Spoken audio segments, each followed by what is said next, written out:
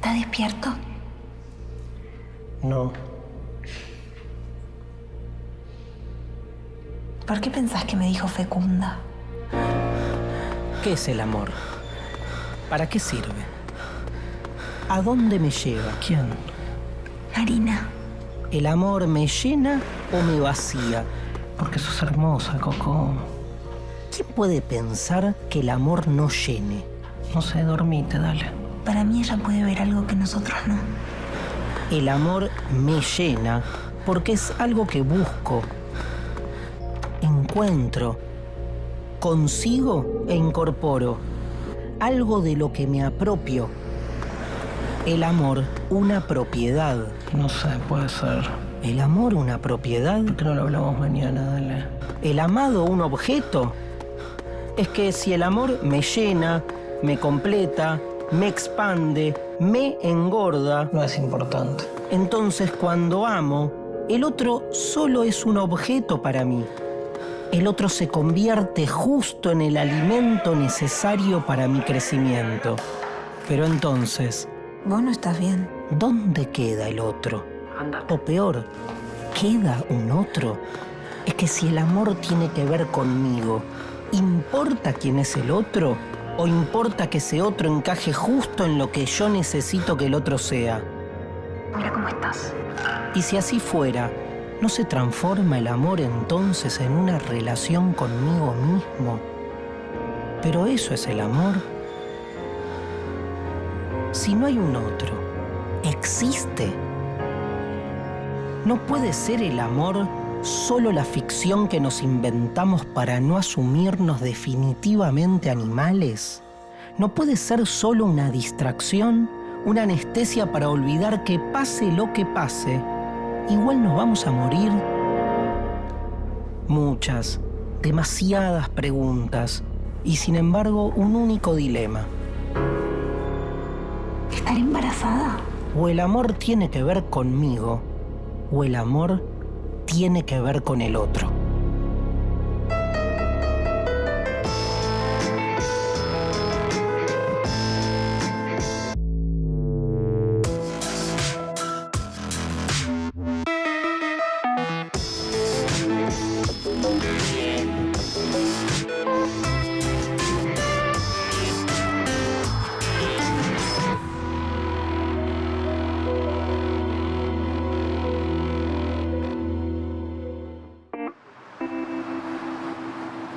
¿Cuál es el campo del amor?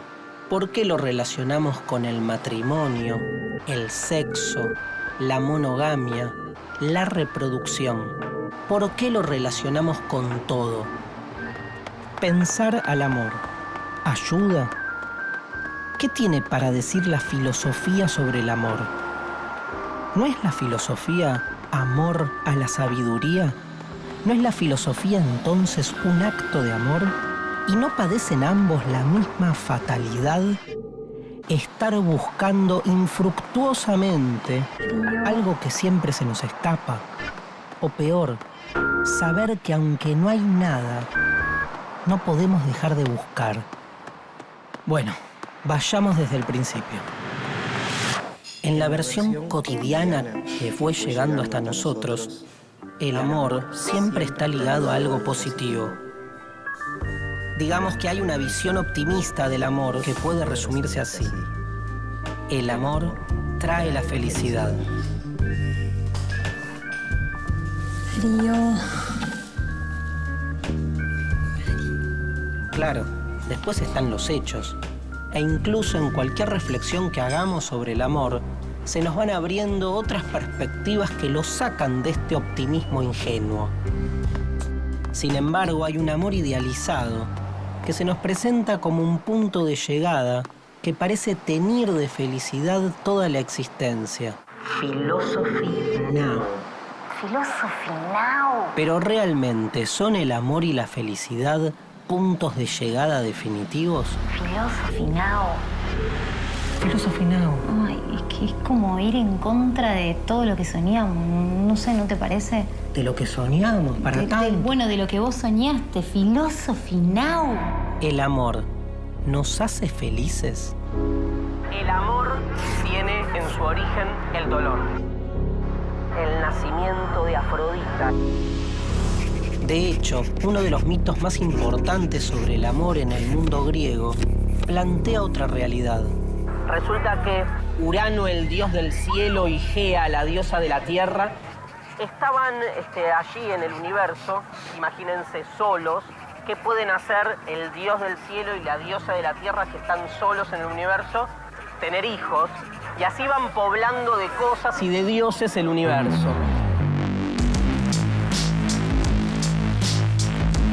Se la pasaba todo el tiempo Urano con Gea embarazándola, que Gea en un momento se harta de la situación y le pide a uno de sus hijos, Cronos, que haga algo.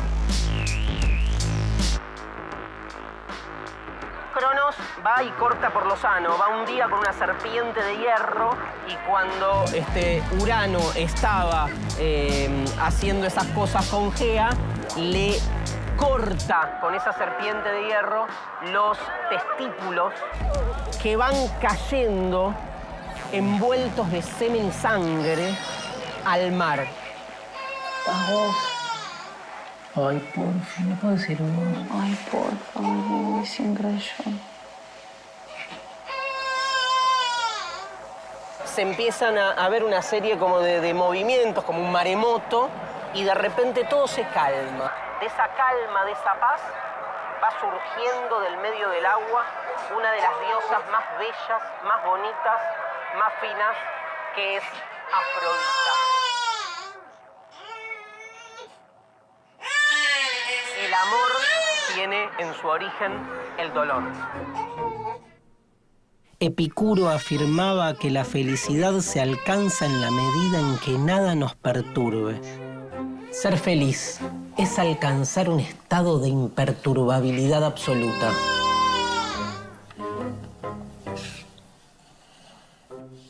Dari, acordate que mañana tengo reunión a las 7 en la editorial.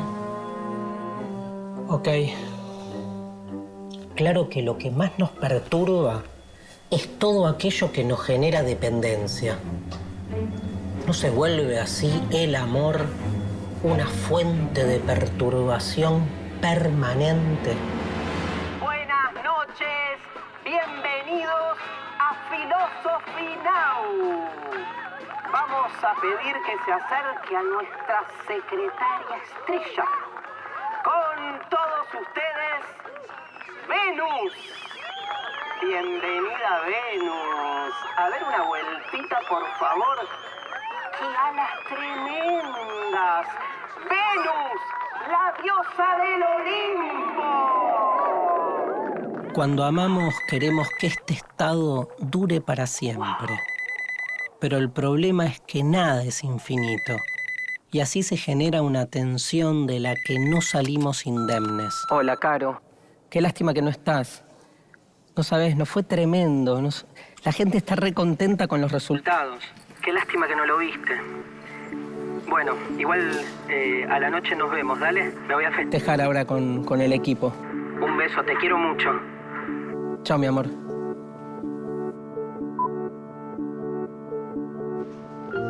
El amor duele porque lo concebimos pleno y sin embargo nunca cierra.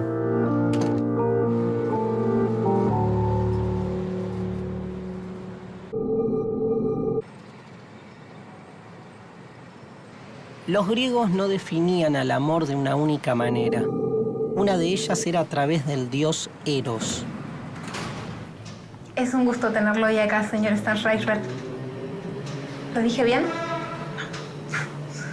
Eros es esa sensación que atraviesa nuestros cuerpos cuando descubrimos a la persona que estábamos buscando.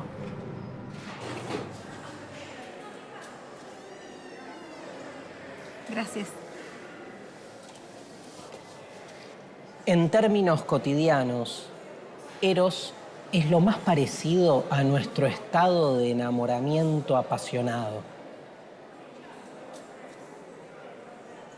Eros es ese estado que modifica nuestra percepción sobre todas las cosas.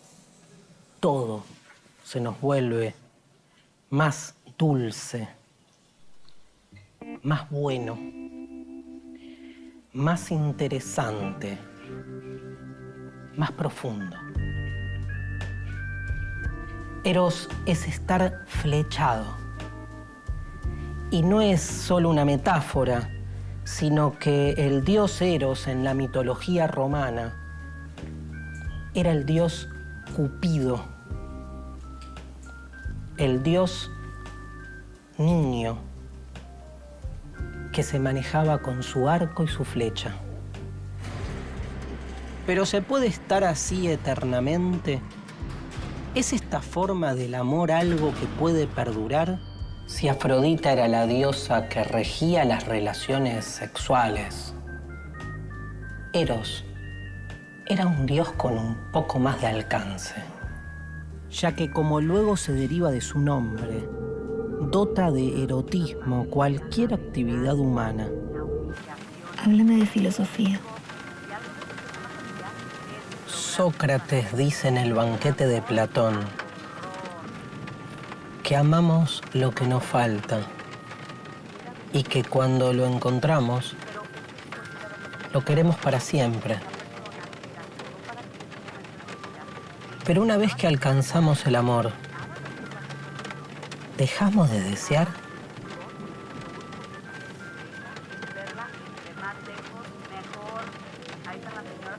El amor surge de una carencia originaria.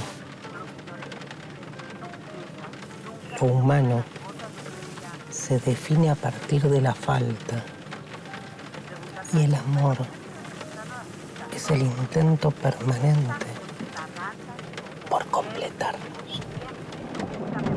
Por eso, con el enamoramiento, las sensaciones de una sublime plenitud.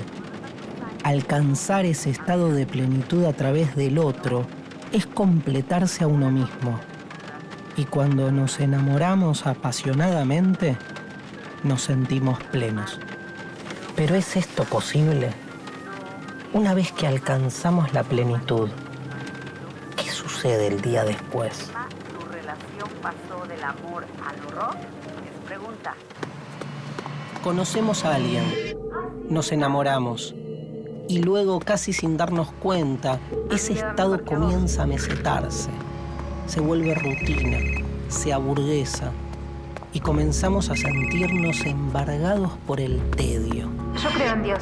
Es que la gran tragedia de Eros es que se trata de un amor que cuando alcanza un punto de expansión máximo, luego siempre se derrumba. Se trata de un amor que cuando consigue su objetivo no se sosiega. Se trata de un deseo que nunca puede colmarse. El problema entonces tiene que ver con el lugar del otro. El amor de Eros es un amor sin otro. Marina dice que esto nos ayuda a conectarnos, que así fluye mejor la energía. Marina, yo te juro que no entiendo este lugar. Un amor que desotra. ¿Por qué sin otro? No entiendo Porque Eros ama en función de un faltante, de lo que a mí me falta. Lógica. La verdad que este lugar no me cabe. Esta prioridad del me hace que la falta esté pensada desde uno mismo. No lo entiendo. Se define la búsqueda en virtud del modelo de amor ideal que yo me hago a partir de mis propias necesidades. ¿Sabes qué? Creo Busco a alguien no por lo que esta persona me pueda dar, sino a partir de lo que yo pretendo que el otro sea. ¿Por qué no probas usar un poco más el cuerpo? No me abro al otro, sino que pretendo que el otro encaje en lo que yo necesito. Casi como si el otro debiera tener justo la forma que tiene ese vacío de mi carencia. ¿Querés que usemos un poco más el cuerpo? Pero lamentablemente el otro nunca es lo que uno pretende. Nunca encaja.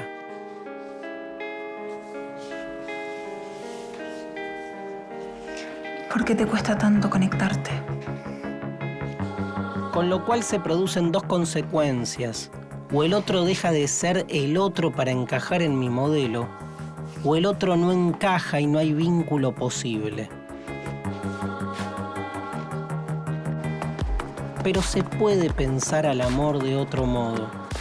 Simone Weil afirma que el ser humano por naturaleza busca permanentemente expandirse, desplegar su ser, ejercer su poder. Lo humano se impone, se instala, acapara, va por todo. Pero, ¿podemos ir en contra de nuestra naturaleza? Carolina, soy yo. ¿Bajás, por favor? ¿Podemos ir en contra de nosotros mismos? Simone Weil nos da una pista. ¿Y si el amor es una renuncia? ¿Y si el amor es una retirada? Eso que los cristianos primitivos llamaban amor como ágape. ¿Qué pasó, Darío? Son las 6 de la mañana. Se trata de otra manera de definir al amor. Un amor que no cosifica. Carolina, te amo mucho. Un amor desde la desapropiación y el desapego. Un amor con el que no se gana, sino que se pierde, Perdóname. se da, se Me equivoqué entrega. tanto, me ¿Pero puede equivoqué, funcionar mal. así en una pareja? Dice Adorno en Mínima Moralia, solo serás amado el día que puedas mostrarte débil sin que el otro lo aproveche para mostrar su fuerza. No, sí. Darío, no da. El otro muestra su debilidad y sin embargo yo no invado, no lo aprovecho. Me resisto a ejercer al máximo mi poder. Me retiro para que el otro sea. Hay una prioridad del otro, pero sobre todo hay una pérdida del yo. El otro no es una posesión, sino que se desposea a la pareja. Darío, Es casi un amor que va en contra de nuestra naturaleza y por eso tiene algo de excepcional, de extraordinario, de locura. Un amor por fuera de la lógica del intercambio y del contrato. Es que si hay amor, no hay contrato. Si hay contrato, hay acuerdos, estrategias, ganancias, pero nunca amor. El amor excede toda lógica, porque el amor es exceso. Solo espero ser tu dueño.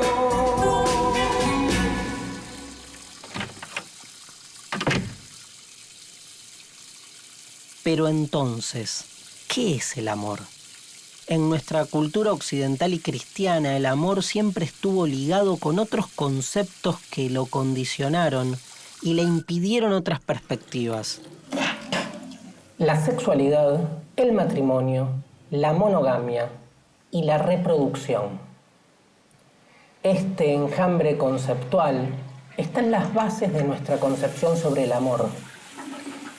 Pero, ¿podemos desarmarlo un poco y pensar al amor de otra manera?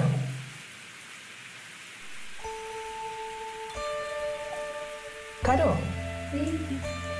acá hay como otro cepillo de dientes. Ah, sí, es de Carlos.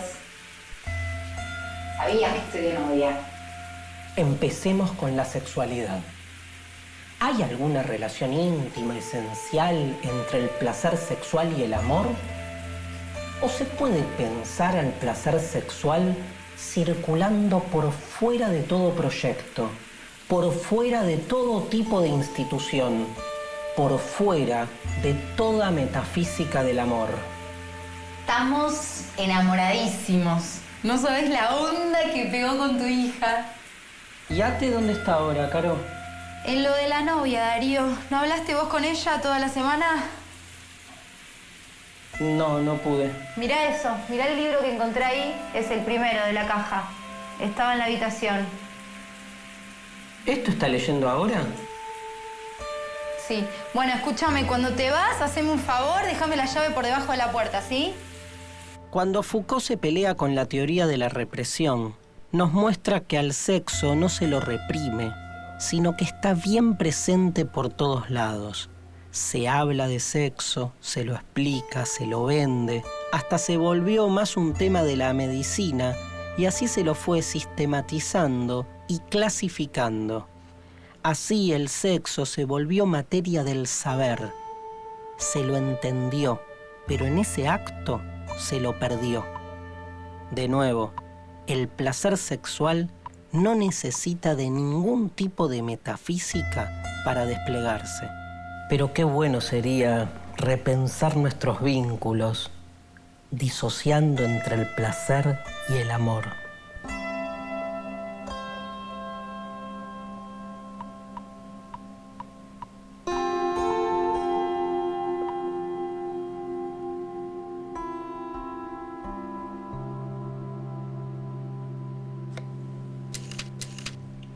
¿Qué es la monogamia? ¿Es el amor un vínculo solo de a dos y que implica exclusividad? ¿Se podría sostener nuestro orden social por fuera de la monogamia? Pensar la monogamia es intentar resquebrajar la idea de amor como posesión. Coco, ¿estás durmiendo?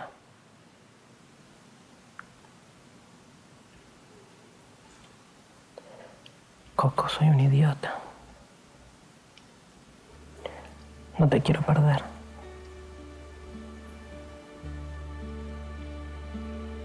Perdóname, mi amor.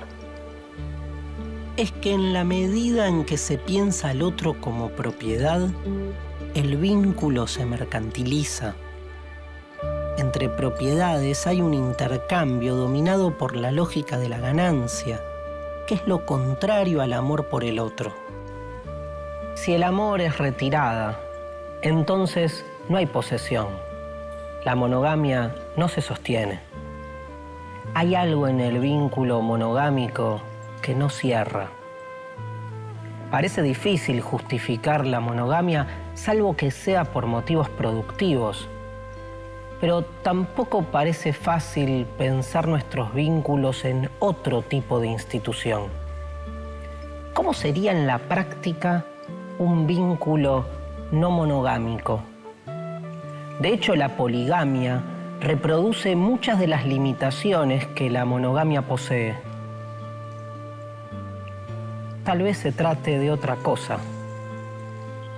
Pensar al amor por fuera de todo régimen normativo y dejarlo circular, crear acontecimientos, encuentros, situaciones.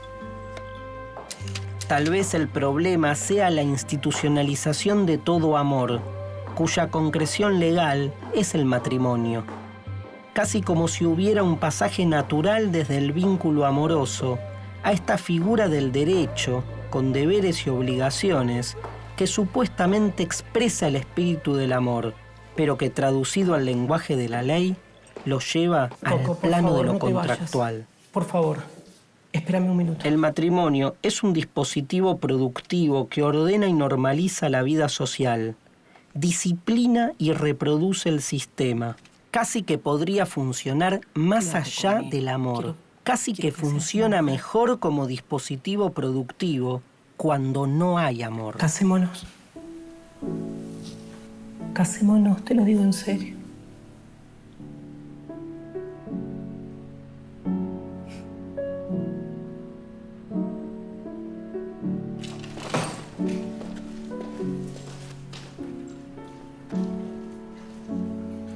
Si vos no crees en el casamiento, si vos jamás te casarías.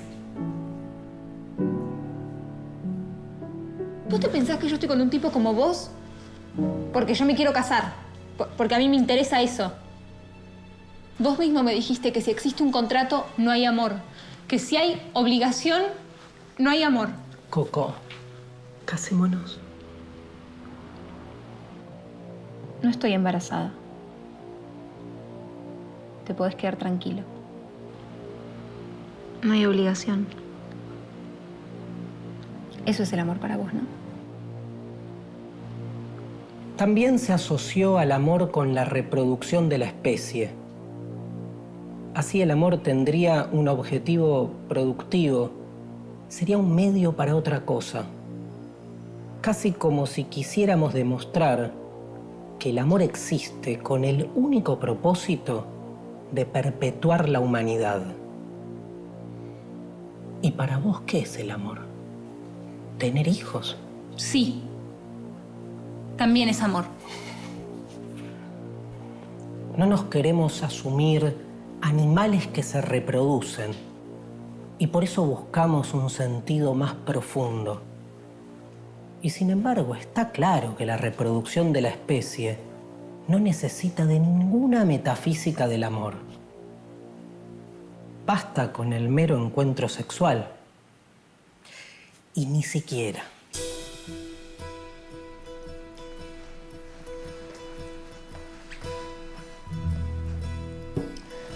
Yo para tener hijos ni siquiera necesito tener sexo. ¿Y vos? Con el avance de la ciencia y de la tecnología, cada vez menos habrá una conexión esencial entre lo natural y la reproducción. ¿No nos imaginamos cada vez más la reproducción humana desde la pura acción de la tecnología? Y además, ¿por qué tener sobre este supuesto solo una proyección apocalíptica? ¿Por qué no pensar también cuánto se liberaría al amor si ya no lo pensamos vinculado a la reproducción? Pero entonces, ¿qué queda del amor? Si el amor no se relaciona con la sexualidad, ni con la monogamia, ni con el matrimonio, ni con la reproducción, ¿qué queda del amor? ¿Queda algo? Deconstruir al amor. Pensarlo en sus múltiples perspectivas. Desapegarlo de sus implicancias productivas. Recuperar su espíritu originario que, como toda búsqueda del origen, nos arroja en lo desfondado. El amor, un imposible que solo siendo imposible cobra sentido y que por ello, cuando es posible, nunca cierra. Pero ¿no es todo acto de amor un acto de apertura? Entre lo posible y lo imposible, el amor es esa conciencia partida que se pierde en el encuentro con el otro. Un otro que me saca de mí mismo y me antecede. Retirarme para que el otro sea, sin estrategias, sin acuerdos, sin utilidad. Ya ha ido demasiado la humanidad por el camino de la expansión de lo propio y la ganancia como único fin. ¿Y si probamos otra cosa? Ir en contra de uno mismo y amar, aunque se pierda, por fuera de toda lógica, porque sí. ¿Por qué no? Quizás te puedas preguntar qué le hace falta a esta noche blanca. Amor mío, lo nuestro es como es toda una aventura.